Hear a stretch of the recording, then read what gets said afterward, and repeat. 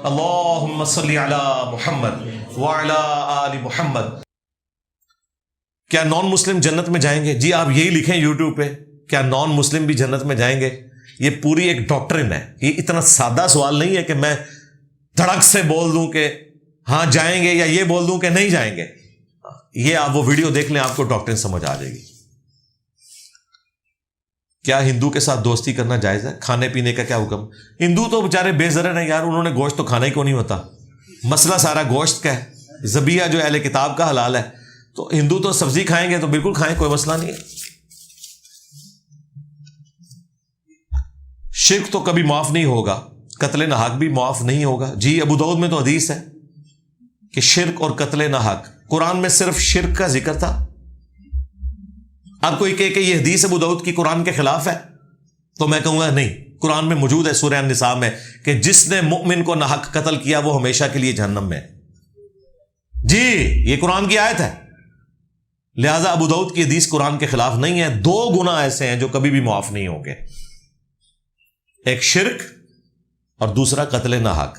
البتہ قتل ناحق کے مسئلے میں ٹالرنس موجود ہے اس آیت کی وجہ سے جس میں اللہ نے کہا کہ شرک کے علاوہ تمام گناہ معاف کر دوں گا جس کے لیے چاہوں گا۔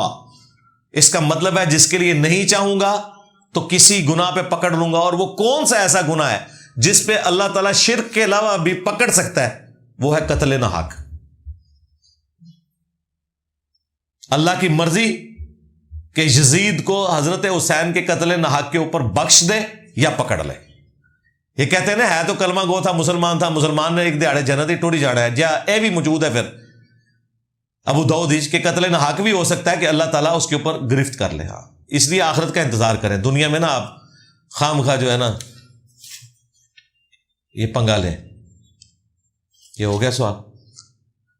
ڈیوٹی کے دوران یونیفارم اور ویپن کیری کرتے ہوئے نماز پڑھ سکتے ہیں ود شوز؟ بالکل پڑھ سکتے ہیں، یہ مجبوراً ہے، وہ تو قرآن میں بھی ہے۔ اگر خطرے والا معاملہ ہو تو تم اسلحہ بھی اتارنے کی ضرورت نہیں ہے۔ ویسے تو پریفریبل یہ ہے کہ جو اسلحہ آپ نے پہنا ہے وہ آپ نے سائڈ پہ رکھنا ہے، یہ تلوار وغیرہ ظاہر ہے اس میں تردد ہے پھر نماز پڑھنے میں، لیکن قرآن نے اجازت دی ہے کہ اگر کیٹاسٹرافک کنڈیشن ہے تو آپ اسلحے سمیت بھی نماز جوتیوں سمیت پڑھ سکتے ہیں، بشرطے کہ جوتیاں ناپاک نہ ہو، جوتیاں ناپاک نہ ہو۔ اور ناپاک نہ ہونے کا مطلب کہ آپ کے علم میں نہیں کہ کوئی ایسی ناپاکی لگی ہوئی ہے، اسے پاک ہی تصور کیا جائے گا، کیونکہ جوتی زمین سے رگڑ کھاتی رہتی ہے، اس کا تیمم ہوتا رہتا ہے۔ علی بھائی آپ کی فوٹو گھر میں لگا سکتے ہیں؟ توبہ توبہ توبہ توبہ توبہ۔ جو تصویر اسلام میں حرام ہے نا وہ یہی والی تصویر ہے۔ جو آپ کسی کے ساتھ مذہبی عقیدت رکھتے ہیں دین کی بنیاد کے اوپر اور آپ اس کی تصویر لگائیں گے، بھلے آپ کے نہیں میری نیت نہیں ہے اس کی عبادت کرنے کی، میں اسے رسپیکٹ کی نہیں، بس اپنی ایک محبت کے لیے لگا رہا ہوں، لیکن الٹیمیٹلی چونکہ ایک مذہبی پرسنالٹی کے ساتھ آپ اپنی آخرت کو وابستہ کسی نہ کسی درجے میں تو سمجھتے ہیں کہ یہ اس نے ہمیں دین کا تعارف کروایا، تو یہی وہ وجہ تھی جس کی وجہ سے نبی علیہ السلام کی صحابہ کرام نے تصویر نہیں بنائی۔ کیا تھا، ایک تصویر بنوا نہیں سکتے تھے؟ اس زمانے میں بھی اتنے زبردست پینٹر تھے، کسی پتھر پہ بنوا کے ہمارے لیے سٹور کر دی جاتی۔ اس کے الٹ ملتا ہے کہ خانہ کعبے کی دیواروں پہ حضرت ابراہیم اور اسماعیل کی تصویریں تھیں، حضور نے وہ بھی اپنے ہاتھوں سے مٹائی ہیں۔ صحابہ کرام نے باقی تصویریں مٹا دی، جب حضرت ابراہیم کی تصویر کی باری آئی تو ظاہر ہے عقیدت تو برل ہوتی ہے نا، تو وہ تھوڑے ڈر گئے بھی حضرت ابراہیم حضور کے جد امجد ہیں، خلیل اللہ ہیں، حضور نے کہا لے آؤ ادھر، آپ نے خود مٹائی۔ یہ بات ہے، اور ایسا موقع آیا کہ حضرت علی کو اپنے کندھوں پہ سوار کر کے کعبے کی چھت پہ چڑھا کے وہاں پہ بت توڑوائے۔ حالانکہ آپ یہ دیکھیں، یہ نبی اسلام ہونا تو چاہیے تھا کہ نبی الاسلام کسی کے کندھوں پہ سوار ہوتے، لیکن نبی الاسلام نے یہ پروٹوکول دیا توحید کو کہ اپنے کندھے پیش کیے کہ توحید کے لیے نبی نے بھی قربانی دینی ہے۔ اسی لیے مسلم میں آتا ہے مولا علی نے ابو حیاج اسدی سے کہا تھا نا کہ تجھے میں وہی ڈیوٹی نہ سونپوں جو رسول اللہ نے مجھے سونپی تھی کہ کوئی اونچی قبر دیکھوں زمین کے برابر کر دوں اور کوئی تصویر دیکھوں تو مٹا دوں۔ یہ کام میرے ذمہ حضور نے کیا تھا۔ اپنے دور خلافت میں حضرت علی نے یہی کام کرایا کہ کہیں کوئی تصویر تھی، وہ رومنز اور پرشینز ظاہر ہے وہ وہاں پہ کوئی ایسی یادگاریں تھی تو انہوں نے ختم کروائی۔ تو اس طرح کی تصویریں، ہاں اپنے کسی استاد کی، اپنے کسی ریلیٹو کی تصویر آپ اپنے البم میں لگانا چاہتے ہیں، جس کو آپ نے یادگار کے طور پہ کاپی میں بند کر کے اپنی الماری میں رکھا ہوا ہے، وہ آپ ضرور لگائیں. وہ آپ کے موبائلوں میں بھی ہے. میری تصویر تو ویسے ہی ضرورت کوئی نہیں ہے، یوٹیوب پہ اتنی ساری ویڈیوز موجود ہے. تصویر کے بندہ نکل آ جاتا ہے، بڑی اسکرین لاؤ، لگتا ہے بندہ باہر آ جائے گا. ٹھیک ہے، تو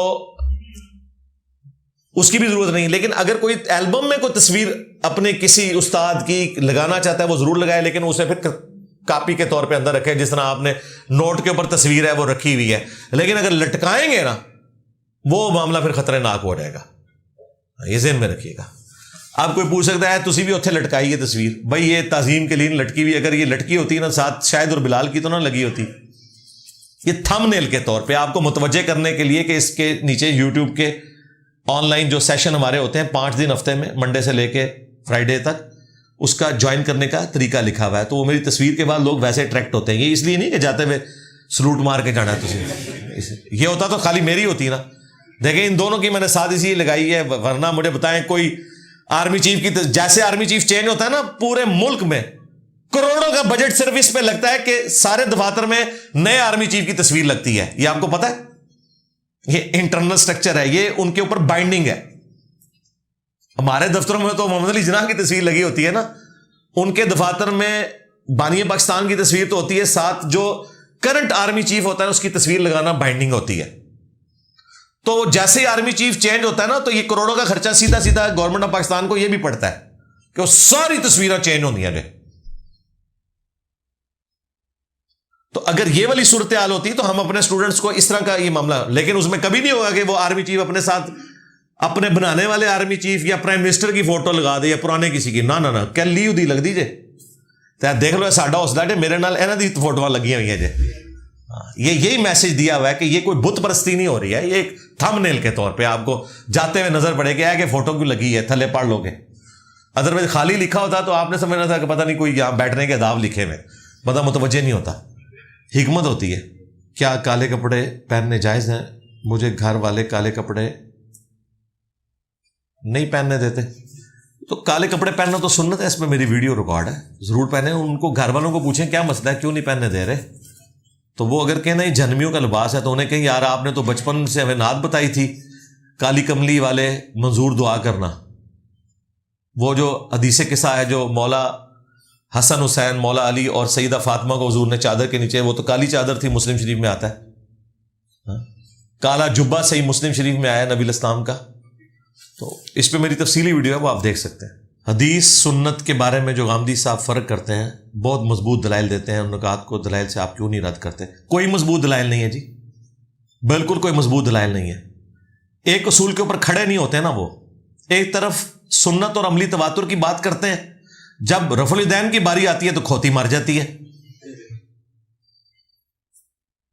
رفع الیدین وہ سنت ہے کہ جو حدیث کی کتابوں میں بھی رپورٹ ہوئی، بخاری مسلم میں، اور خود غامدی صاحب نے بھی نماز کا طریقہ جو اپنی کتاب میں لکھا ہے نا میزان میں، وہ رفع الیدین کے ساتھ ہی لکھا ہوا ہے. لیکن ادھر حنفیوں کی بھی سائڈ لے جاتے ہیں کہ نہیں جی وہ تواتر بھی چل رہا ہے نا. تو تواتر جو ہے ہندوؤں کی اولادوں کا مانا جائے گا یا مکہ مدینے میں صحابہ کی اولادوں کا تواتر مانا جائے گا؟ آپ ذرا ایمانداری سے بتائیں نا. مکہ مدینہ وہ جگہ ہے کہ پورے 1400 سال میں کبھی نان مسلم کی حکومت نہیں آئی. باقی ساری امپائر مسلمانوں کی ختم ہوئی ہیں، بنی، ختم ہوئی، اور نئی امپائرز بنی. منگولوں نے قبضہ کیا، اس کے بعد گریٹ برٹن نے تو بہت بڑے لیول کے اوپر امپائر کھڑی کی. لیکن مکہ مدینہ کبھی بھی نان مسلم کے قبضے میں نہیں گیا، نبی علیہ السلام کی وفات سے لے کے ابھی تک.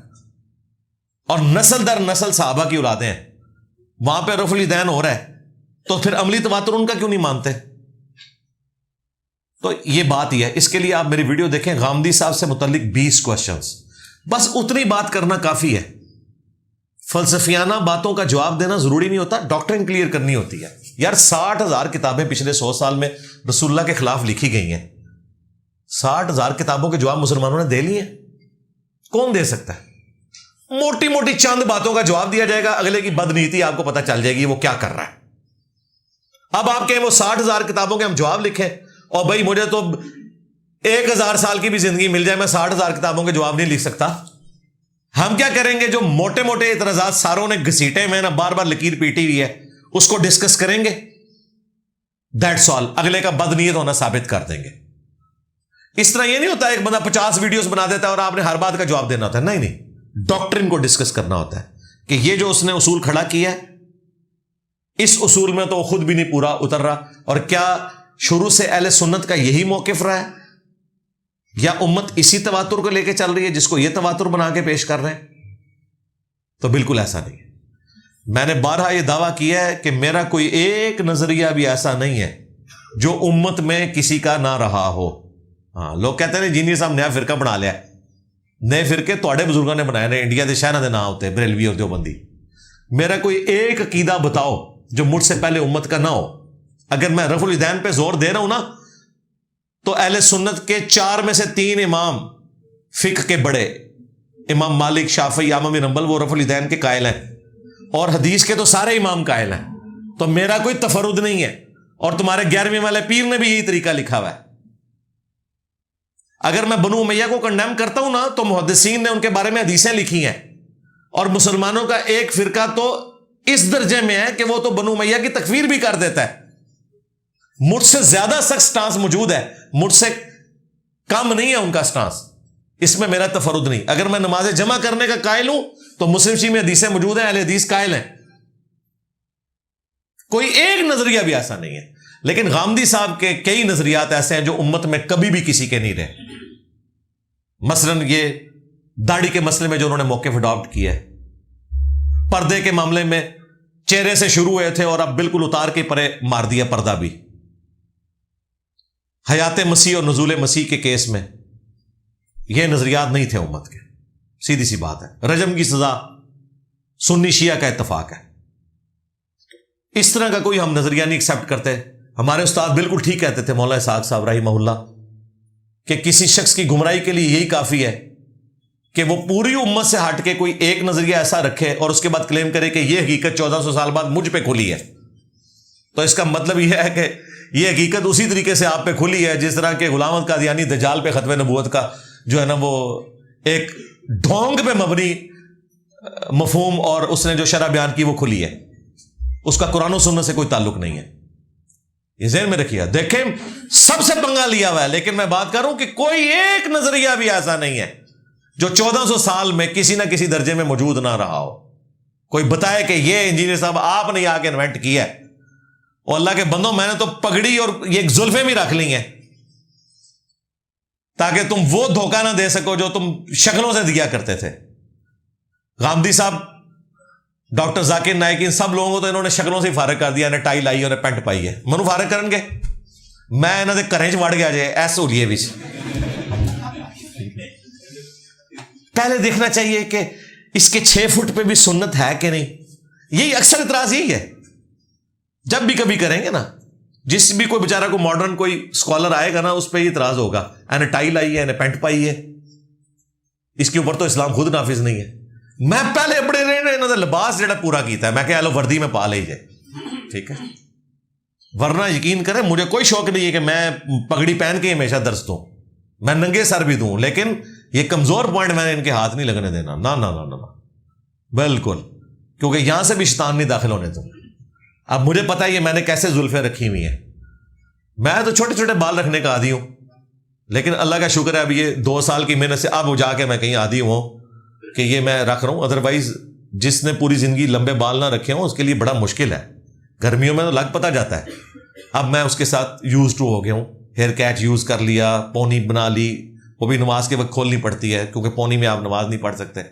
لیکن یہ میں نے اس لیے رکھا کہ کل کو کوئی یہ نہ کہ انہیں زلفانی سن رکھی ہیں, ٹھیک ہے. تو یہ سب کچھ کرنا پڑتا ہے بھائی, بڑی حکمت سے معاملات کو لے کے چلنا پڑتا ہے. نبی الاسلام نے فرمایا مجھے حکم دیا گیا کہ جب تک لوگ کلمہ نہ پڑھ لیں میں ان سے لڑتا رہوں, جبکہ قرآن میں لا اکراہ فی الدین. میرے بھائی یہ جو چیزیں ہیں نا, نبی الاسلام کی جو بعثت خاصہ ہے نا وہ مشرکین عرب کی طرف ہوئی, اور پھر دین کو اپنی زندگی میں غالب کرنے کے لیے جہاں تک نبی الاسلام نے خطوط لکھے, یہ جو نبی الاسلام کا یہ والا حصہ ہے نا یہ بالکل ایک ڈفرنٹ چیز ہے. اس کو اس سے ریلیٹ کرنا کہ آج ہم نے پوری دنیا کے اوپر قبضہ کرنا ہے اور ان کو پاکستان بنانا ہے کہ بجلی کا بل بھی نہ غریب آدمی دے سکے, نہیں. یہ تب ہمیں حق پہنچے گا جب ہم اپنے ملک کو اس لیول پہ یا اپنی ٹیریٹری کو اس لیول پہ لیں گے کہ انصاف قائم کریں گے اور دنیا خوشحال ہوگی، تو ہمیں پھر کرنے کی بھی ضرورت نہیں پڑے گی. آج دیکھیں کیا یورپ امریکہ کو کوئی فضائل اپنے بیان کرنے پڑتے ہیں کہ یہاں سے جتنے لوگ جاتے ہیں وہاں کے سسٹم کی تعریف کرتے ہیں سوائے چند ایک خرابیوں کے، کیونکہ ان نظر آ رہی ہیں. آج اگر طالبان نے وہاں پہ امن قائم کیا ہے تو لوگوں کو وہاں امن نظر آیا نا، ورنہ افغان کا جو کلچر ہے توبہ توبہ، بیویوں کو انہوں نے پاؤں کی جوتی بنا کے رکھا ہوا ہے. خامن مر جائے کسی کا تو وہ باقی بھائی تو خام خواہ بیویوں کے اوپر قبضہ کر لیتے تھے ان کی مرضی کے بغیر، زبردستی کہ جی ہماری عزت ہے باہر، یہ شادی بھی نہیں کر سکتی. افغانستان میں آپ سوچ بھی نہیں سکتے. لیکن طالبان آئے، گوروں نے ڈاکومنٹری بنائی ہے، ان کی عدالتیں لگی ہوئی ہیں. اسی طرح ایک عورت کا خامن فوت ہوا ہے، میں اگلے دن دیکھ رہا تھا، بی بی سی کی تھی، یہ CNN کی وہ ڈاکومنٹری تھی، اور وہ کہہ رہی تھی میں نے اس کے ساتھ شادی نہیں کرنی اپنے دیور کے ساتھ. اور وہ کہہ رہا تھا نہیں تمہارے کلچر میں کوئی سوچ بھی نہیں سکتا، ہماری عزت ہے، یہ تو ہم باہر جانے نہیں دیں گے. قاضی کے سامنے مقدمہ پیش ہوا ہے، ان کا بھائی اسلام نے اس عورت کو آزادی دی ہے، چاہے تمہارے ساتھ شادی کرے کسی کے ساتھ، کلچر کو رکھو سائڈ پہ، یہ اسلام کی برکت ہے کہ جب اسلام آتا ہے تو پھر کلچر کے اوپر وہ غالب ہو جاتا ہے. اور اگر کلچر پہ آپ کے اسلام غالب نہیں ہوا، اس کا مطلب ہے اسلام کوئی نہیں ابھی آپ کے اندر آیا. ٹھیک ہے، اتنی یہ بدفعلی کا معاملہ افغانستان میں چل رہا تھا، ابھی بھی بہت بڑے لیول پہ ہے. بلکہ ملا عمر کی تحریک آپ کو پتہ ہے پہلی دفعہ شروع اس پہ ہوئی تھی کہ ایک لڑکے کے ساتھ بدکاری والا معاملہ کیا تھا کسی جگہ پہ، تو انہوں نے اپنے مدرسے سے کچھ لوگ لے کے تو ان کے اوپر حملہ کیا. وہ کوئی اور مدرسہ تھا، اور یہاں سے ایک چھوٹی سی جماعت شروع ہوئی، اور طالبان کی تحریک. بیسیکلی یہ جو لڑکوں کے ساتھ منہ کالا کرتے ہیں اس کے خلاف یہ تحریک سٹارٹ ہوئی تھی. اس کے باوجود وہاں پہ اتنا کام ہے، لیکن ابھی آپ دیکھیں انہوں نے جو سزائیں وہاں شروع کی ہیں، سر عام پھانسیاں دے رہے ہیں بدکاری کرنے والوں کو. کچھ عرصے بعد ایڈریس ہو جائے گا انشاءاللہ یہ مسئلہ. یہ برکات ہوتی ہیں پھر. تو انہوں نے اپنے کلچر کے اوپر اسلام کو غلبہ دیا ہے. کلچر ان کا یہی ہے. ادھر بھی اللہ معافی دے، یہ بھی ایک سوشل میڈیا پہ چینل ہے، میں آپ سب کو مشورہ دوں گا وہ چینل ضرور سبسکرائب کریں. اس پہ جو سوشل ایشوز آتے ہیں، رفتار نام ہے اس کا چینل کا، بہت اچھا چینل ہے. ابھی پچھلے دنوں انہوں نے نا اسی جرم کے اوپر، یہ ٹرک ڈرائیور جو بچے رکھے ہوتے ہیں انہوں نے کنڈکٹر کے طور پہ ان کے ساتھ کیا کچھ کرتے ہیں، اس کے اوپر ویڈیو بنائی ہے. یقین کریں آنکھوں میں آنسو آ جاتے ہیں کہ کیا ہو رہا ہے آپ کے ملک کے اندر جو آپ کو پتہ نہیں ہے. ان چیزوں کی طرف بھی توجہ دینی ہے. تو اس طرح کی جو چیزیں، اگر ہمارے اسلام نے ہمیں یہ نہیں سکھایا کہ ہم اس طرح کا استحصال لوگوں کا نہیں چھوڑ رہے، تو پھر ہم نے اسلام سے کیا لیا؟ صرف نماز پڑھنا؟ نماز روزہ بھی نہیں چھوڑ رہے اور منشیات کا کاروبار بھی نہیں چھوڑ رہے. ایڈونچرز کی بوریوں کے اوپر نماز پڑھ رہے ہیں کھڑے ہو کے. حضرت عمر نے دریائے نیل کو خط لکھا، وہ جاری ہو گیا. یہ بالکل جعلی روایت ہے. روایتیں تو موجود ہیں، ظاہر لکھی ہیں لوگوں نے بڑی نیک نیتی کے ساتھ گاڑ گاڑ کے لکھی ہیں. کیا کوئی شخص یہ سولو کیا لکھا ہے ٹریولنگ، میں نے یوٹیوب پر ویڈیو دیکھی ہے، اس میں لوگ نام کہتے ہیں کہ اس طرح یار ٹریولنگ کے اوپر نا اس سوال کا بھی میں نے جواب دیا ہے. حالت امن میں تو کر سکتے ہیں آپ، لیکن اگر حالت امن نہیں ہے پھر آپ ٹریولنگ نہیں کریں گے. وہ جو ہمارے بھائی ہیں نا بینگ اے ٹریولر، ان کا چینل ہے، انجینئر ہیں وہ، لیکن اب وہ ویلاگز ہی بناتے ہیں. انہوں نے میرے ساتھ ایک پوڈ کاسٹ کی تھی ٹریولنگ کے اوپر. وہ پوری دنیا میں کئی ملکوں میں گھوم چکے ہیں، تو انہوں نے پوری دنیا سے وہ سوال جمع کیے تھے، تو میرے ساتھ پوڈ کاسٹ انہوں نے ریکارڈ کی تھی. وہ دیکھنے والی پوڈ کاسٹ ہے، وہ اپنی نوعیت کی ایک یونیک ہے پوڈ کاسٹ.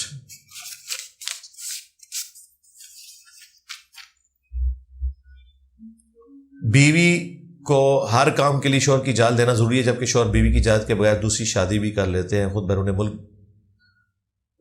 رہتا ہے اور پاکستان موجود بیوی کی ہر شے پہ نظر رکھتا ہے، یہ ظلم نہیں؟ بھائی آپ لکھیں آپ کرنا کیا چاہ رہے ہیں یہ بتائیں. یعنی وہ کون سی اجازت ہے جو آپ کرنا چاہ رہے ہیں؟ دوسری شادی تو نہیں کر سکتی یہاں، وہ اس کے عقد میں، پھر کیا کرنا چاہ رہی ہیں؟ تو اس طرح اسپیسیفک کوئی چیز ہو. مثلا اگر ایک باہر کے ملک بندہ بیٹھا ہوا ہے اور وہ کیمرہ لگا کے گھر بیٹھا ہوا ہے کہ میری اجازت کے بغیر بیوی جو ہے وہ بازار میں سودا لینے بھی نہیں جائے گی، اس طرح نہیں ہے. وہ جس سفر کی اجازت نہیں ہے، وہ سفر 3 دن اور 3 راتوں کا ہے. ٹھیک ہے، یہ کوئی طریقہ نہیں ہے کہ خامن جو ہے وہ کہیں کہ جی جو تو سودا سلب لینے بھی جائے گی وہ بھی مجھے پہلے امریکہ میں فون کرے گی ویڈیو کال پہ مجھ سے چلو زیادہ لائے بھی لی تو اتنے بہ کے کر لینا. تو اتنے فنیٹک بھی نہ بنے. باقی قرآن و سنت کے دائرے میں جو رائٹس ہیں وہ آپ نے دینے ہیں. اگر وہ خود ادھر بیٹھا ہوا ہے اور وہ یہ کہ جی میری اجازت کے بغیر تو اپنے ماں باپ کو بھی نہیں مل سکتی اور پھر اجازت بھی کوئی نہیں دیتے، یہ کتنا ظلم ہے. چلو جی اجازت مانگ لیتے ہیں، نہیں دے رہے، یہ ظلم والی بات ہے. اس طرح نہیں آپ روک سکتے. کیا آریز نام رکھنا ٹھیک ہے؟ اب پتہ نہیں اس کا کیا مطلب ہے جی. اچھا نہیں پتا تھے. اتنا مشکل نہ کیوں یار رکھ دے اللہ سے بندے ہو. صحابہ اور اہل بیت کے نام موجود ہیں وہ رکھے. کدھروں کوئی گل سن لی تے ٹر پو نہ کرو. اکثر نماز پڑھتے ہوئے جان بوجھ کر رکوع اور سجدہ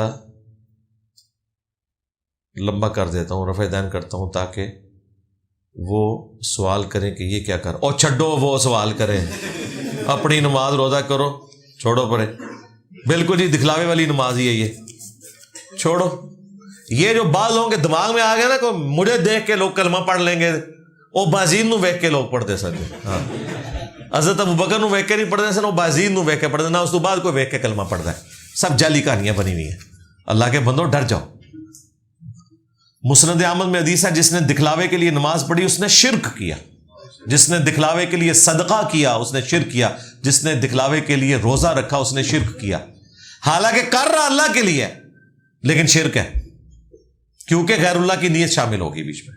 ہمارے گاؤں میں صرف ایک مسجد ہے، وہ بھی بریلوی مکتب فکر کی ہے. جب سے ہم نے سنت کے مطابق رفع الیدین کے ساتھ نماز پڑھنی ہو تو اس مسجد میں ہمارے ساتھ رویہ نامناسب. کوئی مسئلہ نہیں ہے، قتل نہیں کریں گے آپ کو، مارے پیٹیں گے نہیں، زیادہ زیادہ کوئی باتیں سنائیں گے تو سنیں.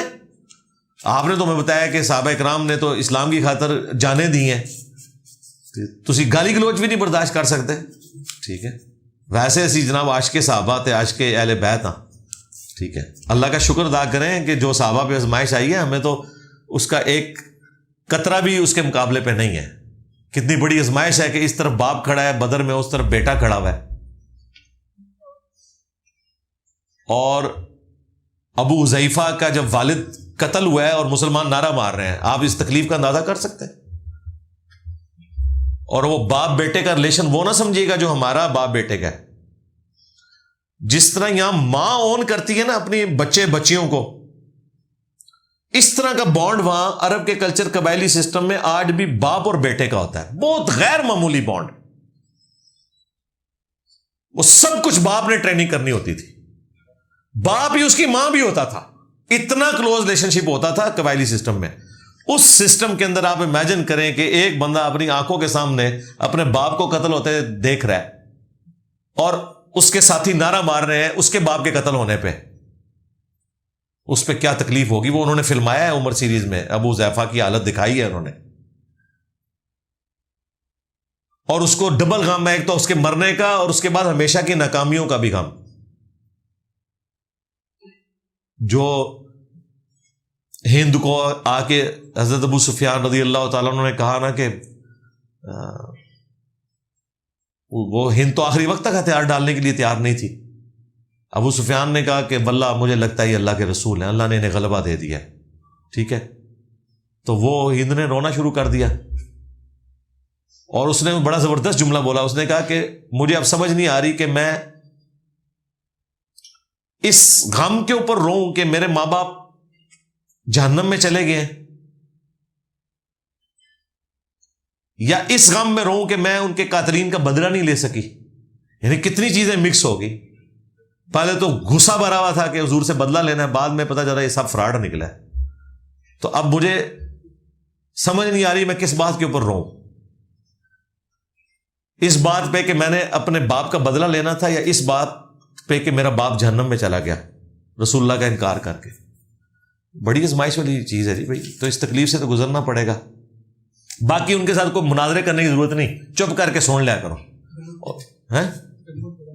ہاں تھوڑی مولوی دی خدمت بھی کریا کرو، تھوڑا جمعے تو بعد اینج کر کے 100 کا ہی نوٹ رکھتا پاویں. ہاں کبھی کوئی گوشت دے دیا, کبھی کوئی سوٹ گفٹ ملا وہ دے دیا, پلس کنفرنٹریشن نہیں کرنی. اس کا آسان طریقہ یہ کہ ان کو تکلیف پتہ اس وقت ہوتی ہے جب آپ ان کے سامنے رفع الیدین کرتے ہیں.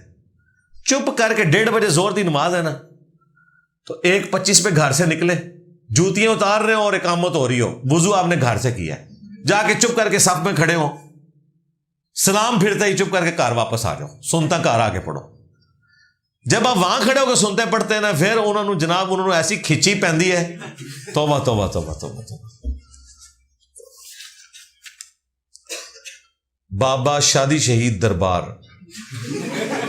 بھمبر آزاد کشمیر میں لوگ بکرے کا چڑھاوا دیتے ہیں, ایسا کرنا کیسا ہے؟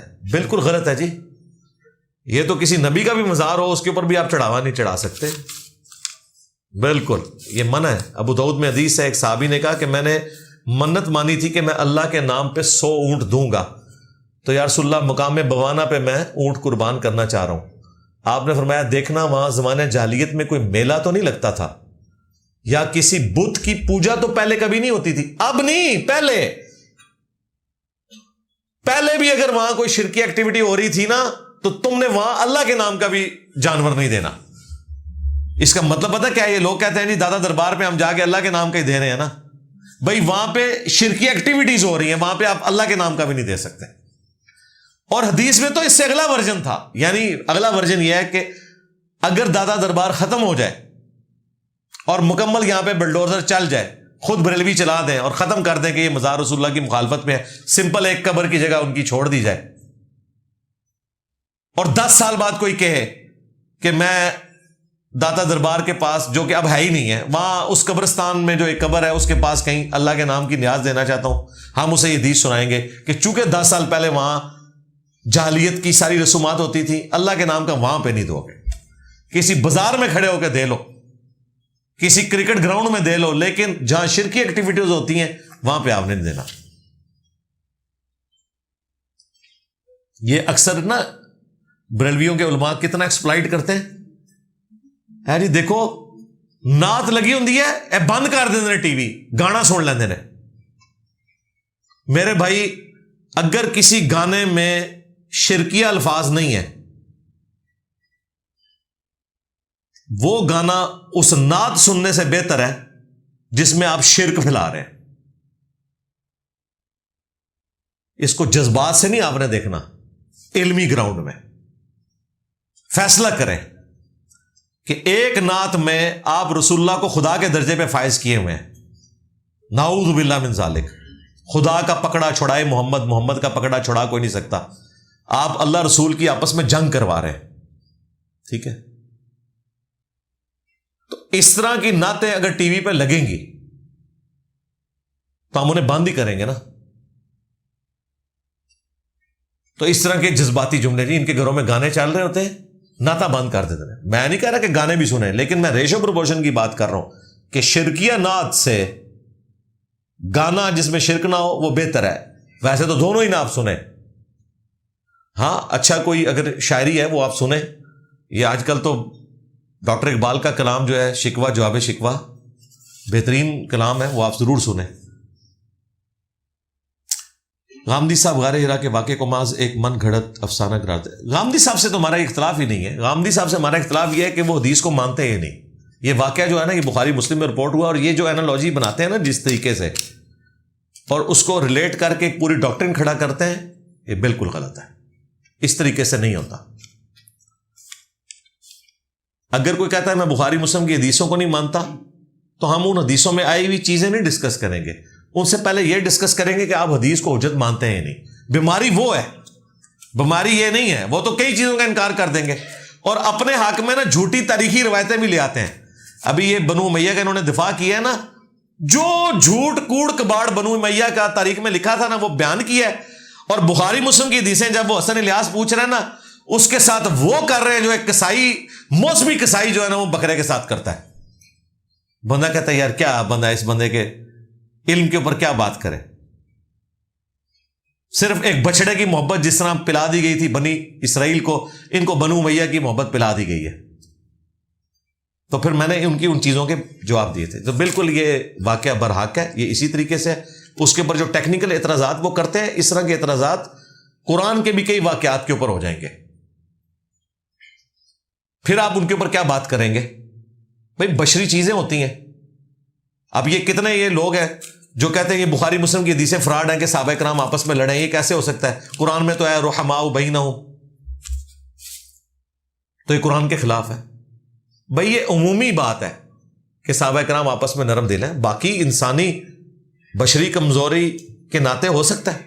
نہیں جی قرآن کے خلاف ہے. قرآن میں کہاں یہ لکھا ہوا ہے رحماء بینہم؟ اچھا رحماء بینہم لکھا ہوا ہے تو قرآن میں یہ لکھا ہے کہ حضرت موسیٰ علیہ السلام نے اپنے بھائی حضرت ہارون کی داڑھی پکڑ کے کھینچی، سر کے بالوں سے ان کو گرایا، اپنے بڑے بھائی کی داڑھی پٹ ماری. یہ قرآن میں لکھا ہوا ہے. تو آپ یہ کہو گے قرآن میں افراد لکھا ہوا ہے کہ یہ کیسے ہو سکتا ہے کہ ایک نبی دوسرے کی داڑھی کھینچے اور اسے نیچے گرا لے؟ بشری تقاضا ہے.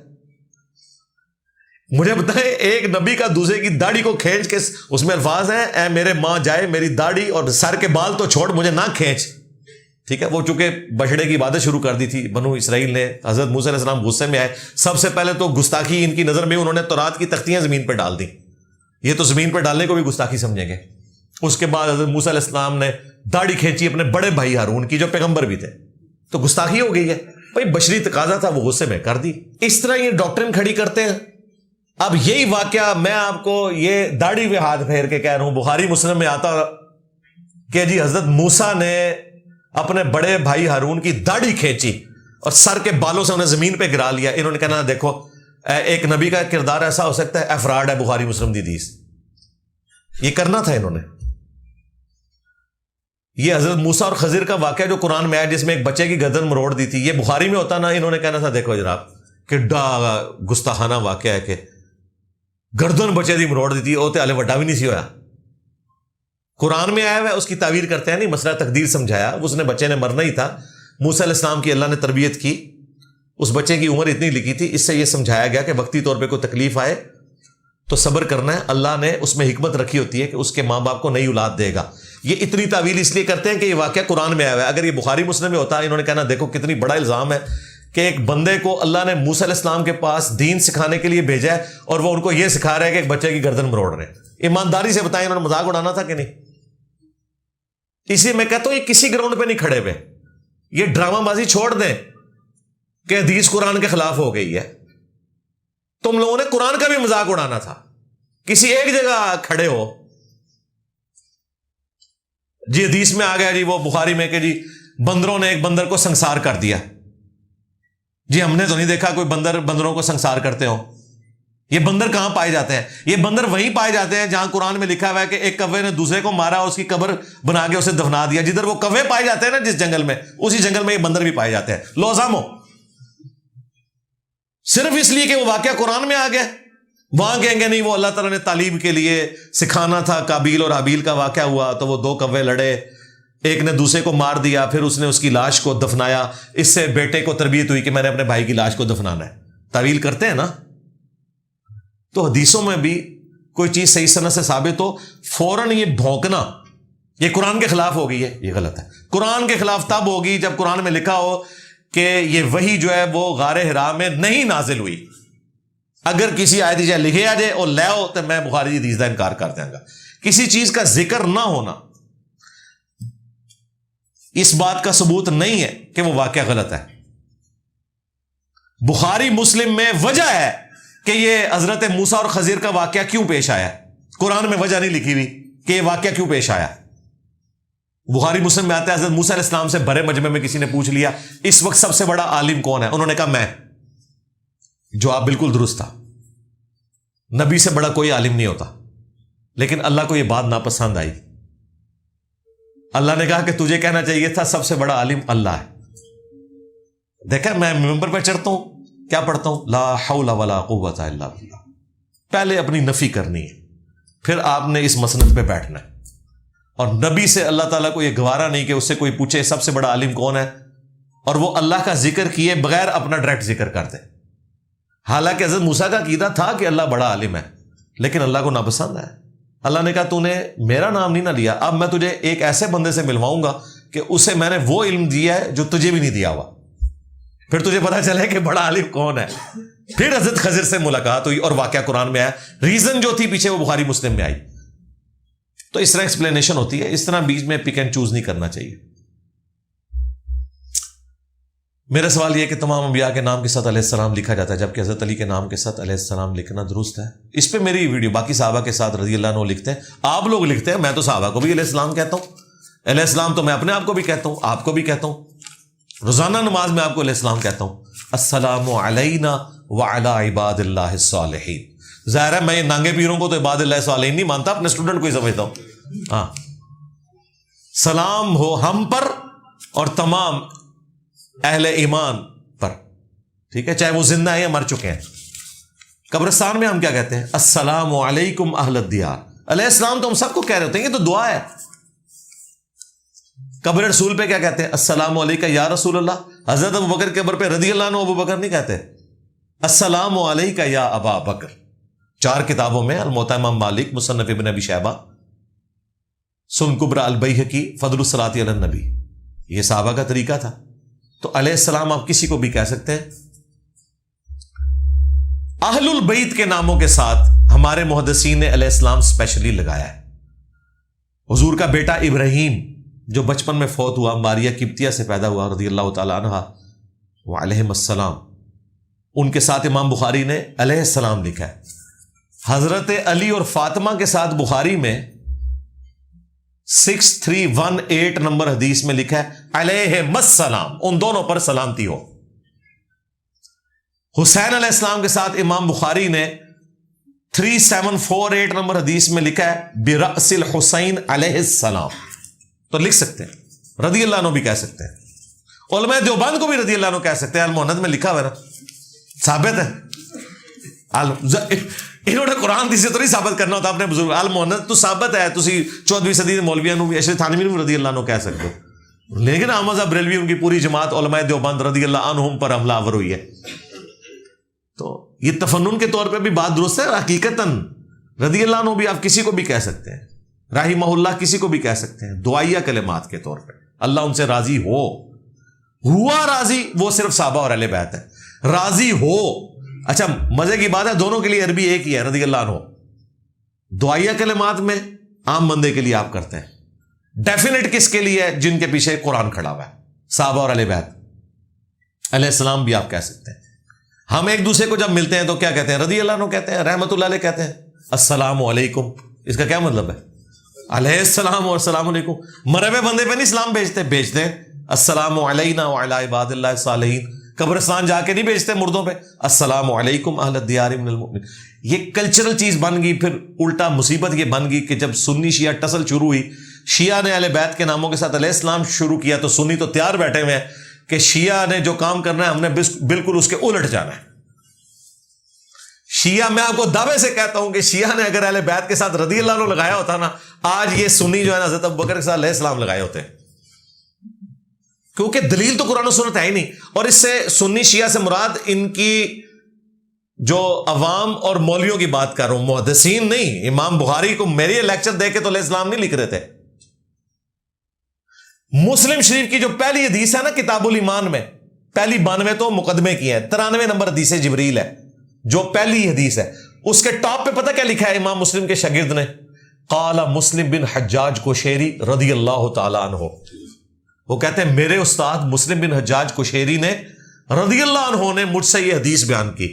امام مسلم کا شاگرد جس نے مسلم لکھی ہے ابو اسحاق, وہ امام مسلم کو مسلم شریف میں رضی اللہ عنہ لکھ رہا ہے. یہ میرے پاس یہ اس وقت نسخہ پڑا ہوا ہے, 93 نمبر حدیث کے اوپر دیکھ لیں, میں نے اپنی ویڈیو میں دکھایا. اس پہ میری آپ ویڈیو دیکھیں, رضی اللہ عنہ پر دھوکہ, اس میں نے علیہ السلام رحمہ اللہ سب کو کلیئر کیا. میں یو کے میں اسٹوڈنٹ ویزے پہ آیا ہوں, وہاں ہمیں صرف 20 گھنٹے کام الاؤ ہوتا ہے, لیکن ہم اپنے ایکسپینسز پورے کرنے کے لیے گورنمنٹ سے چھپ کر کیش پر جاب کرنی پڑتی ہے جس کا کوئی ریکارڈ نہیں ہوتا اور نہ ٹیکس دینا پڑتا ہے. تو کیا ایسی جاب؟ بھائی میں تو کبھی بھی اس مسند پہ بیٹھے ہوئے کسی غیر قانونی کام کو سپورٹ نہیں کروں گا. باقی وہاں کا رول اور ریگولیشن کیا ہے اس کے مطابق آپ اپنے معاملات کو لے کے چلیں. میرے کندھے پہ رکھ کے بندوق نہ چلائیں. اگر وہاں قانوناً یہ جرم ہے تو میں قطعاً اس کو صحیح نہیں کہوں گا. ورنہ تو مطلب ہم ایتھکس کی بات کریں, اخلاقیات کی بات کریں گوروں کے سامنے, اور ہم اس طرح کی باتوں کے اوپر کوئی قانون سے ہٹ کے بات کریں تو یہ ہمارے مسند کا تو تقاضا نہیں ہے، سیدھی سی بات ہے۔ تیسری رکعت کے لیے اٹھتے وقت رفع الیدین لازمی ہے، کس حدیث میں ہے؟ جی بخاری میں ہے۔ یہ پتہ نہیں انفیوں کا رفع الیدین سے کیا لینا دینا، انہوں نے ہمیں مشہور کر دیا کہ جی یہ جو تیسری رکعت سے اٹھ کے رفع الیدین کرتے ہیں یہ ثابت نہیں، بخاری میں ہے 2 رکعتوں سے اٹھ کے۔ اور وہ جو ابو حمید سعدی کی 10 صحابہ والی حدیث ہے، ترمذی، ابو داؤد، ابن ماجہ، جس میں انہوں نے 10 صحابہ کی موجودگی میں نماز کا طریقہ بتایا ہے، اور سب نے اینڈ پہ گواہی دی کہ رسول اللہ اسی طرح وفات تک نماز پڑھتے تھے۔ وفات تک کے الفاظ میں نے ایڈ کیے ہیں۔ اب دیکھیں یار دشمنی کتنی بری چیز ہے۔ وہ قرآن میں آتا ہے کہ یہودی کہتے تھے کہ مسلمانوں سے تو بت پرست بہتر ہے۔ اندازہ دیکھو، مسلمان حضرت موسیٰ کو مان رہے ہیں، اللہ کو مان رہے ہیں، یروشلم کو مان رہے ہیں، بیت المقدس کو مان رہے ہیں، لیکن دشمنی کیا ہے؟ یہودی کہتے تھے ان سے تو بت پرست بہتر ہے، جو بتوں کی عبادت کر رہے ہیں۔ کون؟ جو موحدین ہیں وہ صرف مسلمانوں سے دشمنی کی وجہ سے کہہ رہے ہیں کہ بت پرست بہتر ہیں۔ یہی کام میرے ساتھ اہل حدیث نے کیا۔ ان کو میرے بعد بریلوی اچھے لگنے شروع ہو گئے، دیوبندی اچھے، ایون شیعہ، ایون وہ گلے پھاڑنے والا کہہ رہے ہیں غامدی صاحب سے ہمارا لا تھا لیکن بات متانت سے کرتے ہیں۔ واہ واہ واہ، تھوڑی منجی نہیں نا ٹھوکی غامدی نے، تاں متانت سے کرتے ہیں۔ تو یہ میں نے نا ایک جگہ حدیث بیان کی ہے، ایک وابی مولوی لمبی داڑھی والا، اس نے میرے خلاف کلپ بنا دیا کہ انجینئر صاحب نے حدیث میں تعریف کر دی۔ میں بڑا حیران ہوا، میں نے کون سی تعریف کر دی؟ تو اس نے ایک وابی جو خود رفع الیدین کا قائل ہے میرے خلاف یہ کلپ بنا رہا ہے کہ اس نے جو 10 صحابہ والی حدیث ہے نا رفع الیدین والی، اس میں یہ جو جملہ بولا ہے نا کہ نبی علیہ السلام وفات تک اسی طرح نماز پڑھتے تھے، تو یہ وفات تک کے الفاظ حدیث میں موجود ہی کوئی نہیں ہے، انجینئر صاحب نے حدیث میں تعریف کر دی ہے، حالانکہ اس کی فیور میں تھی۔ وابی تو خود رفع الیدین کرتے ہیں۔ میں نے بالمفہوم بیان کیا تھا اس لیے کہ وہ واقعہ حضور کی وفات کے 30 سال بعد ہوا ہے۔ 30 سال بعد اگر ایک صحابی 10 صحابہ کو کہہ رہا ہے کہ میں تم سب سے زیادہ نماز بہتر جانتا ہوں کہ نبی علیہ السلام نے کیسے نماز پڑھی، تو وہ وہی نماز سکھائے گا نا جو حضور وفات تک پڑھ رہے تھے۔ یہ تو نہیں بتائے گا کہ جو حضور شروع میں پڑھتے تھے بعد میں چھوڑ دی تھی۔ ہمارے نزدیک تو نماز کا طریقہ ایک ہی رہا ہے۔ تو اس میں امپلائڈ تھا کہ 30 سال بعد جب ایک صحابی دوسرے صحابہ کو کہے کہ میں نماز تمہارے سامنے پڑھوں گا، تصدیق کرنا، اینڈ پہ سب نے کہا کہ واقعی نبی علیہ السلام اسی طرح نماز پڑھا کرتے تھے۔ میں نے اس میں جملہ بولا وفات تک، اس لیے کہ وہ فریش طریقے انہوں نے پکڑا حدیث کی تعریف کرتی، یہ دشمنی۔ تو وہ جو ابو حمید سعدی کی حدیث ہے اس میں 2 رکعتوں کے بعد اٹھ کے رفع الیدین کا ذکر ہے، بخاری میں بھی ہے، ابو داؤد، ترمذی، ابن ماجہ۔ پاکستان میں بطور اسلامی فلاحی ریاست آج تک مسجد کو آن نہیں کیا گیا، نہ ہی کسی عالم نے آج تک یہ آواز اٹھائی کہ مسجد کی تعمیر، اس کی منظوری وغیرہ، اس کا عملہ ریاست کی ذمہ داری ہے۔ میں سمجھتا ہوں یہی وجہ ہے کہ ہمارے ہاں مذہبی رہنما اتنا منہ زور ہیں۔ جی بالکل آپ کی بات ٹھیک ہے، لیکن یہ خوابوں کی دنیا میں آپ رہنا چاہتے ہیں تو ضرور رہیں، پریکٹیکلی یہ پاسبل نہیں۔ جو اسٹیٹ بھوکے کو روٹی نہ کھلا سکے، جس اسٹیٹ کے اندر 4 کروڑ سے زیادہ بچے اسکول نہ جا سکتے ہوں کہ ان کے ماں باپ ان کا خرچہ نہیں اٹھا سکتے، تو گورنمنٹ کا کام ہے انہیں اسکول میں داخلہ دے، ان کے تعلیم کا خرچہ اٹھائے۔ اس اسٹیٹ سے آپ یہ ایکسپیکٹ کر رہے ہیں کہ مسجدیں ان کے حوالے کر دیں؟ ان مسجدوں میں نا آپ کو جانور بندے ہوئے نظر آئیں گے۔ ہمیں علماء سے لاکھ اختلاف، لیکن اس وقت جو دین کی بہاریں پوری دنیا میں آپ کو نظر آ رہی ہیں نا ایک کمزور دھاگے سے بندھی ہوئی، تو یہ اسی مذہبی سسٹم کی آؤٹ پٹ ہے جو عوام الناس نے اپنے قبضے میں لی ہوئی ہے۔ آج آپ مسجد کی کمیٹیاں توڑ دینا، مسجد میں آپ کو کوئی صفائی کرنے والا بھی نہیں ملے گا، بجلی کا بل کوئی نہیں دے سکتا، وہاں کوئی بندہ تنخواہ کے بغیر نماز پڑھانے والا آپ کو نہیں ملے گا۔ یہ پورے کا پورا نظام اسی لیے چل رہا ہے کہ اللہ کا شکر ہے کہ پاکستانی حکومت نے مسجد قبضے میں نہیں لی ہوئی ہے۔ یہ غریب حکومت جو ٹیکسز کا بوجھ ڈال رہی ہے غریب عوام کے اوپر، یہ مسجدوں کا نظام چلائے گی، مسجدیں ہی فارغ ہو جانی ہیں، جس طرح باقی ہر ادارے کا بیڑا غرق کرتا ہے انہوں نے۔ تو یہ خوابوں کی دنیا ہے بھائی۔ یہ جہاں اکانومی مضبوط ہے نا، ملیشیا ہو، سعودی عرب ہو، جہاں پیسہ ہو، پھر یہ ساری آپ کو عیاشیاں اچھی لگتی ہیں۔ کاش ایسا ہی ہو، لیکن فی الوقت تو ہم اس کے بالکل حق میں نہیں کہ گورنمنٹ کے والے کو مسجد کی جائے، بیڑا غرق کر دینا انہوں نے۔ اللہ کے بندو، سرکولر ڈیٹ آپ کا 2.5 سے 3,000 ارب ہو چکا ہے۔ سرکولر ڈیٹ پتہ ہے آپ کو کیا ہے؟ کہ ایک ادارے نے دوسرے ادارے کا بل نہیں دیا ہوا، وابڈا سے بجلی لے رہا ہے ایک ادارہ، لیکن اس کے بعد پیسے نہیں ہے، کوئی گورنمنٹ اس کو پیسے نہیں دیتی تو بل کہاں سے ادا کرے؟ اس طرح کر کے سرکولر ڈیٹ آپ کا 2.5 سے 3,000 ارب ہو گیا۔ تو یہ پھر مسجدوں کا کیا بنے گا؟ سب کچھ بیڑا غرق ہو جائے گا۔ تو اللہ کا شکر ہے کہ یہ عوام کچھ چیریٹی پہ اپنے معاملات چلا رہی ہے، ورنہ پاکستان میں یقین کریں غریب آدمی کے لیے 2 وقت کی روٹی بھی مشکل ہے اگر یہاں آج چیریٹی رک جائے۔ یہاں پہ دنیا چیریٹی کرتی ہے، باہر سے ریمیٹنس آ رہے ہیں، لوگ اپنے غریب رشتہ داروں کو پیسے بھیجتے ہیں، اپنے کام کرنے والوں کا خیال رکھتے ہیں، ٹھیک ہے۔ مجھے پتا ہے میرے گھر میں 4 عورتیں کام کر رہی ہیں، مجھے پتا ہے کہ میری والدہ، میری بیوی، ان کے ساتھ کیا اس نے سلوک کرتی ہے۔ ان کی تنخواہیں دیکھیں تو وہ تو 2 وقت کی روٹی بھی نہیں پوری کر سکتے، لیکن ان کی ساری نیڈز، ایون کبھی فریج لے کے دینا پڑتے نیا، ہمارے پاس گھر میں پرانا ہے اس کو نیا لے کے دینا ہے کہ نہیں ضرورت ہے۔ یہ چیریٹی کے اوپر سارا ملک چل رہا ہے، گورنمنٹ چلا سکتی ہے یہ نہیں، گورنمنٹ نہیں، یہ کام کر ہی نہیں سکتی جب تک ہمارے پاس اکانومی، ہم اپنے پاؤں کے اوپر نہیں کھڑے ہوتے۔ اور ابھی یہ جو اس گورنمنٹ نے اس بجٹ کے اندر ظلم کیا ہے، ان ظالموں نے بیڑا غرق کر کے رکھ دیا ہے، بے شرموں نے ہماری جیب کاٹ کے رکھ دی ہے۔ اتنے ٹیکسز لگائے ہیں کہ ایک سرکاری ملازم، چاہے وہ کسی پرائیویٹ کمپنی میں کوئی ملازمت کر رہا ہے، کسی میڈیا سیل میں، 100 روپے اگر اس کی تنخواہ ہے نا، 75 پہ ٹیکس کٹیں گے، 25 روپے اس کی جیب میں تنخواہ آئے گی۔ جو ہڈن ٹیکسز انہوں نے لگائے ہیں۔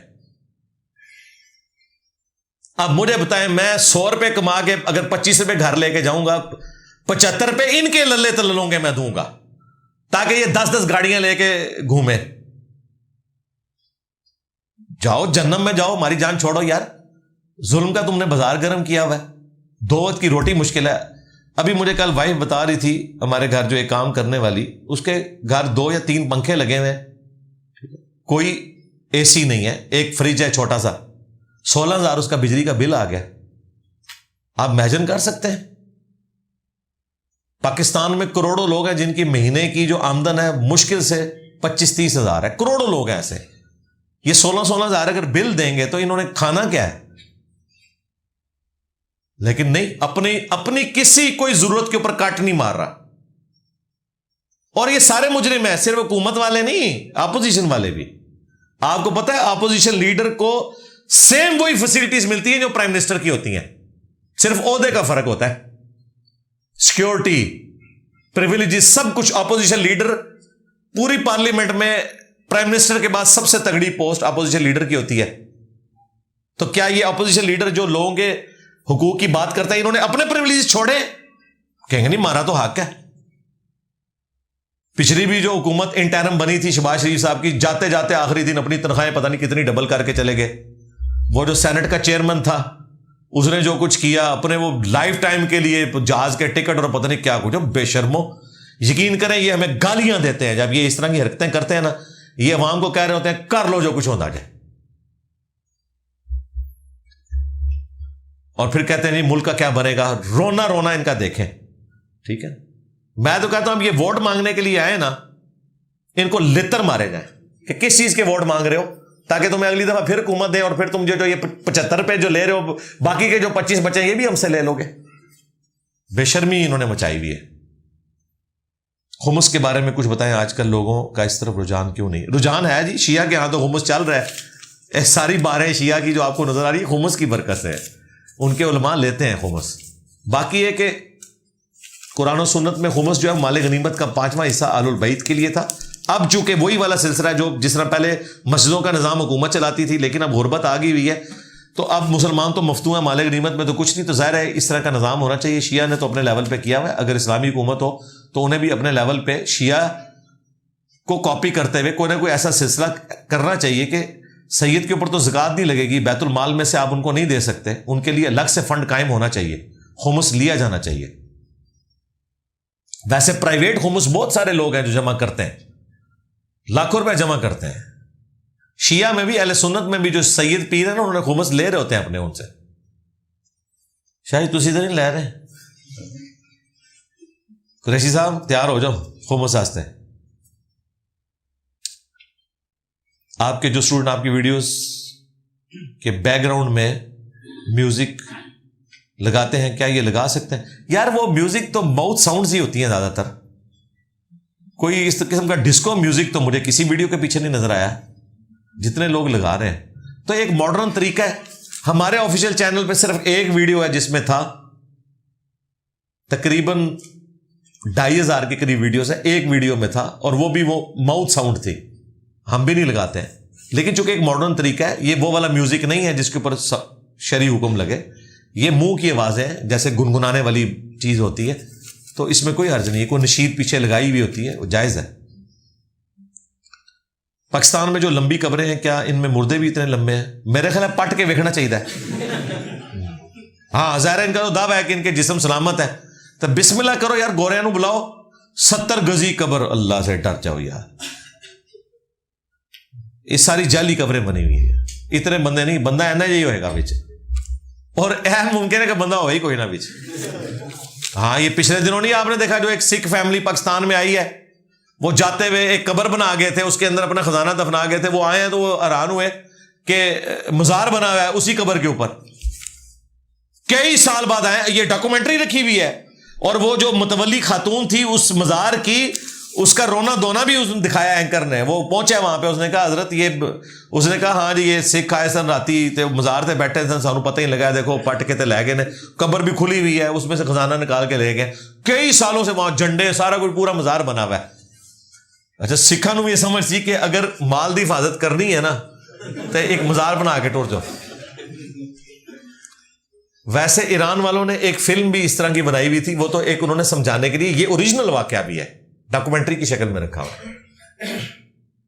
تو اس طرح کے معاملات موجود ہیں. تو یہ جو لمبی قبریں میں ان کو تو اعتماد ہے نا، تو کرے، نکالیں، دکھائیں، ہمیں پتہ چل جائے گا. علی بھائی جمعے کی نماز سے پہلے 2 سنتیں یا 4؟ 2 سنتیں کم از کم ہے، 4 عمومی سنت ہے. 2 سنتیں تو پڑھنی ہے. جب خطیب ممبر پہ آ جائے تو پھر آپ نے 2 ہی پڑھنی ہے، بخاری مسلم میں ہے. اگر خطیب ممبر پہ نہیں آیا تو 4 پڑھیں، 8 پڑھیں، 20 پڑھیں، 100 پڑھیں. بخاری مسلم میں الفاظ ہیں، جو سب سے پہلے صبح آ جاتا ہے مسجد میں، اسے اونٹ نہر کرنے کا ثواب ہے. اس کے بعد جو آئے گائے، اس کے بعد بکری، اس کے بعد مرغی، اینڈ پہ انڈا صدقہ کرنے کا ثواب. اور اس میں الفاظ یہ بھی ہے کہ پھر جتنا اللہ توفیق دے اتنی نماز پڑھو. تو اس میں کوئی حرج نہیں، آپ جتنی مرضی نوافل پڑھیں. لیکن اگر خطیب ممبر پہ آ گیا پھر 2 سے زیادہ رکھتے نہیں پڑھ سکتے. اور بعد میں صحیح مسلم میں 4 رکھتے پڑھنی ہے، 2 کر کے بھی پڑھ سکتے ہیں، کٹھی بھی. لو جی آخری سوال آ گیا الحمدللہ. میری پھولوں کی دکان ہے، دربار کے بعد لوگ مجھ سے پھول لے کر دربار میں ڈالتے ہیں، کیا یہ جائز ہے؟ یہ بہت مشکل سوال ہے، میں آپ کو بتاؤں. اچھا یہ مشکل سوال ہے. صرف اس کا مسئلہ ہے دربار کو چھوڑ دیں. شب برات کے موقع پہ، عید کے موقع پہ، عام قبرستان کے باہر بھی بڑی بڑی ریڑیاں پھولوں کی لگی ہوئی ہوتی ہیں، اور لوگ وہاں سے خرید کے اپنے رشتہ داروں کی قبروں پہ پھول ڈالتے ہیں. قبر پہ پھول ڈالنا میری ویڈیو 3 ملین سے زیادہ لوگ دیکھ چکے ہیں. میں نے ایک چیز اس میں کلیئر کی ہے، عہد نامہ رکھنا، عذاب قبر سے بچنے کے لیے کیا کرنا، وہ ساری چیزیں وہ آپ دیکھ سکتے ہیں. یہاں میں مختصر بتا دوں، قبر کے اوپر کوئی ٹہنی لگانا یہ تو سنت ہے، اس پہ کوئی گھاس پھوس لگانا چاہتے ہیں ضرور، لیکن خالی پھول پھینکنا یہ کوئی ثابت نہیں ہے. یہ ایک بس آنری طور پہ سلسلہ چل نکلا ہے. اب رہا جو پھولوں کا کاروبار کر رہا ہے وہ کیا کرے؟ تو اس میں تو خود اس قسم کا کاروبار نہ کروں کہ جو اسپیسیفکلی صرف مزارات پہ پھول چڑھانے والا ہو. لیکن اگر صرف کوئی پھولوں کا کاروبار کرتا ہے جس میں ساری چیزیں مکس ہیں، جس طرح یہ کسی مہمان کو آپ گفٹ دینے کے لیے گلدستہ بنوا لیتے ہیں، اسی طریقے سے کوئی شریف مرد اپنی بیوی کو کوئی ایک چند پھول گفٹ کر دیتا ہے کبھی کبھار، تو بہت اچھی بات ہے. رہا مزارات پہ چڑھانا، قبروں پہ چڑھانا، یہ ثابت نہیں ہے. لیکن پھر بھی شرعی فتویٰ تو ہمارے لیے مشکل ہے کہ ہم یہ لگائیں کسی کے اوپر کہ وہ کمائی اس کی حرام ہے. اس طرح اگر ہم لگانا شروع کریں گے تو اس کا اینڈ کوئی نہیں ہوگا. اس کا پھر اینڈ یہ بھی ہوگا کہ ایک بندہ اگر داتا دربار پہ دیگے بیچ رہا ہے تو بھائی وہ حلال چیز بیچ رہا ہے. اب جو خرید رہا ہے وہ بھی اگر اللہ کے نام پہ دینے کی نیت سے کر رہا ہے, ٹھیک ہی ہے. صرف ہمیں اس ایکٹیویٹی سے اختلاف ہے کہ دربار پہ نہ دے, باہر روڈ پہ کھڑا ہو کے دے لے. لیکن رزق کو کوئی حرام نہیں کہہ سکتا, اس کی کمائی کو کوئی حرام نہیں کہہ سکتا. نہ ہم آپ کو یہ کہیں گے کہ آپ دیگوں کا کاروبار کرتے ہیں تو آپ محرم میں شیعہ کو دیگے نہ دیں اور ربیع الاول میں بریلویوں کو نہ دیں. یہ آپ کا رائٹ ہے. ایون کوئی ہندو بھی اپنی ایکٹیویٹی پرفارم کرتے ہیں اور آپ سے آ کے لے کہ کوئی چاولوں کی دیگ لے کے چلے جاتے ہیں یا پھول لے کے چلے جاتے ہیں تو آپ کا کاروبار ہے. وہ اس کا مس یوز کریں, اس کا وبال ان کے اوپر ہے. اس کو اسی طریقے سے سمجھیں کہ آپ تو چھری بیچ رہے ہیں, اگر چھری سے کوئی بندہ مارتا ہے یہ اس کا اپنا وبال ہے. ہاں اگر آپ کو کوئی بولے کہ میں بندہ مارنے کے لیے چھری لینے آؤں پھر تو آپ اس کو نہ دیں. لیکن یہاں پہ یہ قتل والا تو معاملہ نہیں ہے, اس سے ہلکے درجے کا ہے. اس طرح دنیا کا نظام چل نہیں سکتا. تو اس کے اوپر ہم کوئی رزق کے حرام ہونے کا فتویٰ نہیں دیں گے. خصوصاً جو پھولوں کا کاروبار کر رہے ہیں ان کا تو رزق ویسے اس کے ساتھ جڑا ہوا مکس ہوتا ہے, سارے کا سارا کو مزاروں پہ نہیں چڑھ رہا ہوتا. تو وہ اب جو خود یوز کر رہے ہیں ان کی مرضی ہے وہ کہاں پہ جا کے اس کو استعمال کرتے ہیں.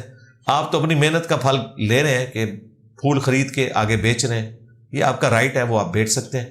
یہ اس کا مسئلہ ہے کہ وہ کس جگہ اس پہ لگاتا ہے. ہمارے پاس کئی اسٹوڈنٹس آئے ہیں جن کا بڑے لیول کا کاروبار ہے دیگوں کا, وہ کہتے ہیں جی محرم میں دیگے لینے آ جاتے ہیں, ہمیں پتہ ہے کہ جی وہ انہوں نے نظر حسین کرنی ہے. حالانکہ یہ نام ہی انہوں نے غلط رکھ دیا ہوا ہے, وہ بھی اللہ کے نام کی ہی کرتے ہیں. اصال ثواب والا معاملہ ہے, اصال ثواب میں ہمیں کوئی اختلاف نہیں. میت کی طرف سے صدقہ اور خیرات کر سکتے ہیں, چاہے اہل البیت میں سے کوئی ہو, صحابہ میں سے کوئی ہو, یا کوئی صحیح اللہ کا ولی ہو. اس کی آخرت میں درجات کی بلندی کے لیے, اس کو فائدہ پہنچانے کے لیے, ہاں اپنے آپ کو نہیں, اس کو فائدہ پہنچانے کے لیے اس کی طرف سے صدقہ آپ کر سکتے ہیں. اس میں کوئی اختلاف والی بات نہیں ہے, بشرطے کہ اسے کوئی ایکٹیویٹی بنا کے نہ کیا جائے. جب چاہے آپ کر سکتے ہیں, اپنے رشتہ داروں کی طرف سے بھی کریں, صدقہ اور خیرات کریں, اچھی بات ہے. تو اگر کوئی غلط ایکٹیویٹی پرفارم کرتا ہے اس کا وبال اس کے اوپر ہوگا. آپ حلال چیز بیچ رہے ہیں, آپ کے اوپر کوئی وبال نہیں. اس طرح تو اب ٹی وی ہیں, جو اب ٹی وی کے اوپر کوئی بیہودہ فلمیں دیکھتا ہے تو اس کا قصور ہے نا. اب ٹی وی جو بیچنے کے لیے اس نے رکھا ہوا ہے, یا موبائل فون رکھا ہوا ہے. اب مجھے پتا ہے موبائل فون کا تو زیادہ تر استعمال نیگیٹو ہو رہا ہے, انٹرنیٹ کے کنیکشن کا زیادہ تر استعمال نیگیٹو ہو رہا ہے, یوٹیوب کا زیادہ تر نیگیٹو ہو رہا ہے. اگر پازیٹیو دیکھیں تو شاید 1% ہے, 99% نیگیٹو ہے. لیکن ہم یوٹیوب کے کنیکشن کو, انٹرنیٹ کے کنیکشن کو تو حرام نہیں کہہ سکتے, اور نہ کسی انٹرنیٹ بیچنے والے کی کمائی کو حرام کہہ سکتے ہیں. یہ اس کا وبال ہے کہ وہ اس کو استعمال کس طرح کرتا ہے. ٹھیک ہے, یہ بڑا مشکل معاملہ ہوتا ہے. فوراً فتویٰ لگا دینا یہ بڑا آسان ہے, لیکن اس کو دیکھنا چاہیے کہ وہ کس لیول کے اوپر ہے. ویسے تو بڑی آسانی سے مولوی فتویٰ لگا دیں گے اور حرام کہیں گے, لیکن آج تک میرے علم میں نہیں کہ کسی مولوی کو جا کے آپ نے چندہ دیا ہو, اس نے آپ سے پوچھا ہو کہ تو کام کیا کرتا ہے, تیری کمائی حلال ہے یا نہیں. وہاں کے کہنے اس نے نظام نہیں رکھنا چاہیے تھا. بلکہ میرا تو یہ کہنا ہے کہ آپ ان کو بتا بھی دینا آپ کیا ہے, پھر بھی وہ لے لیں گے چندہ. ہاں, یا آپ اسلام آباد میں اکثر جو مسجدیں بنی ہوئی ہیں نا, آپ کو نا ہر دوسری مسجد میں اسٹوری ملے گی, اور بالکل ٹھیک ہے. کئی مسجدوں میں تو میں خود سن چکا ہوں. کیا کرتے ہیں, باہر مٹیریل پھینکوا دیتے ہیں. کوئی امیر آدمی وہاں سے گزرتا ہے, نماز پڑھی اس نے, کہنا جی کتنا خرچہ ہے جی لینٹر دا, اینا ایلو جی. یا کوئی زیادہ میری طرح فہمی ہوگا تو وہ کہے گا یار میں اتنی سیمنٹ کی بوریاں یہاں پھینکوا دوں گا کل. اس طرح کر کے 99% سے زیادہ مسجدیں اسلام آباد میں, باقی ملک میں بھی اسی طرح بنی ہے کہ کسی ایک امیر آدمی نے آ کے کہا چلو جی میں بڑھوا دینا. وہ گاڑی میں آیا ہے, وہ کیا کرتا ہے, وہ اسمگلر ہے, منشیات کا کاروبار کرتا ہے, دھوکہ دیتا ہے, کیا کرتا ہے, کبھی کوئی نہیں اس سے پوچھتا. کہتے جی کوئی اللہ کا بندہ آیا سی, کتوں آیا, کیوں آیا, اپنا آرام لال کرن آ گیا, بلیک منی نو وائٹ کرن آ گیا, کوئی نہیں, کبھی کوئی تحقیق نہیں کرتا. کہتے جی اللہ نے بندہ بھیجا ہے, اور آپ کو حلال و حرام کی اتنی باریکیاں بتا رہے ہوں گے. اپنے کیس میں آج تک کبھی نہیں ہوا کہ انہوں نے کبھی کسی سے پوچھا ہو. جناب پڑھانے کے اوپر بھی پیسے لے لیتے ہیں. ایک غم کا موقع ہے, اور خصوصاً جب کوئی باہر سے بندے آئے ہوتے ہیں نا, جن کے رشتہ دار بیٹے باہر ہیں اور ماں باپ ان کے فوت ہو گئے ہیں, پھر تو ان کو ڈالر اور پاؤنڈ نظر آ رہے ہوتے ہیں. جنازے پہ بھی یہ نہیں چھوڑتے, لے لیتے ہیں. ٹھیک ہے جی, آپ کا یہ پورا تھدا میں نے ختم کر دیا, چاہے عثمان بھائی اس بات کا برا ہی مان جائے. ٹھیک ہے, عثمان بھائی نے دیکھو میں ایک دا کہہ کے 2:45 کر چھڑے تھے, حالے بھی نہیں عثمان بھائی 5-10-15 منٹ ہے. نہیں گھڑی تو صحیح چل رہی.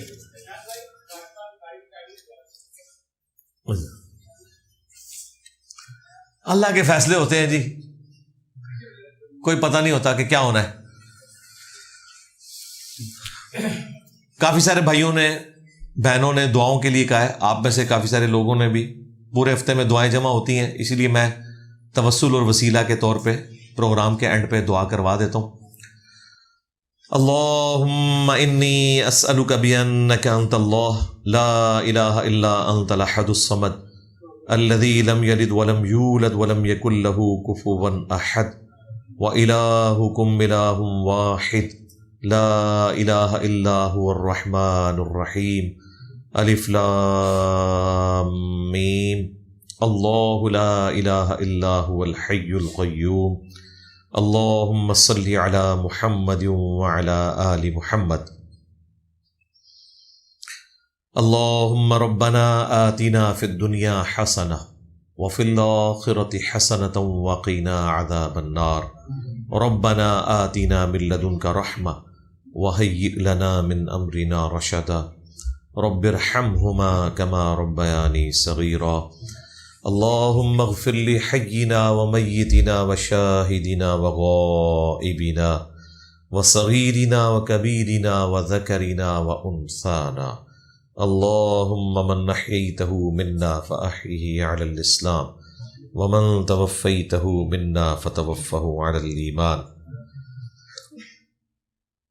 اے اللہ, جن جن بھلائیوں کا سوال تیرے محبوب صلی اللہ علیہ وآلہ وسلم نے تجھ سے کیا, ہمارے حق میں, ہمارے ماں باپ کے حق میں, ہمارے بیوی بچوں کے حق میں, پوری امت کے حق میں قبول و منظور فرما. جن جن چیزوں کے شر سے تیرے محبوب علیہ السلام نے تیری پناہ طلب کی, تمام مسلمانوں کو ان چیزوں کے شر سے اپنی پناہ عطا فرما. اے اللہ, خصوص بالخصوص فلسطین کے مسلمان, کشمیر کے مسلمان, انڈیا میں, چائنا میں, افغانستان میں, یمن میں, عراق میں, شام میں, جہاں کہیں پاکستان میں بھی تکلیف کی زندگی گزار رہے ہیں, ان کے لیے عافیت والا معاملہ فرما. اے اللہ, حاضرین کے دلوں میں جو جو نیک اور جائز دعائیں ہیں قبول فرما. جو چھوٹے بڑے رشتہ دار فوت ہو چکے مغفرت فرما. جو بیمار ہیں انہیں شفا عطا فرما. یہ تمام دعائیں تمام مسلمانوں کے حق میں قبول و منظور فرما. اے اللہ, ہمارے ملک پاکستان کی خیر فرما, پورے عالم اسلام کی خیر فرما, اندرونی اور بیرونی سازشوں سے, دشمنوں سے محفوظ فرما. اے اللہ, ہم سب کو اپنی موت سے پہلے قبر و آخرت کی تیاری کرنے کی توفیق عطا فرما. اے اللہ, ختم نبوت کی برکت سے صلی اللہ علیہ وآلہ وسلم, یہ جو نبیوں والا کام اس امت کو شفٹ ہوا ہے, پوری ایمانداری کے ساتھ ہمیں نبی صلی اللہ علیہ وآلہ وسلم کی مبارک دعوت کو پوری امت تک پہنچانے کی توفیق عطا فرما. سبحان ربک رب العزت عما یصفون وسلام علی المرسلین والحمد للہ رب العالمین. وصلی اللہ علی النبی الکریم وعلی آلہ وصحبہ اجمعین. آمین.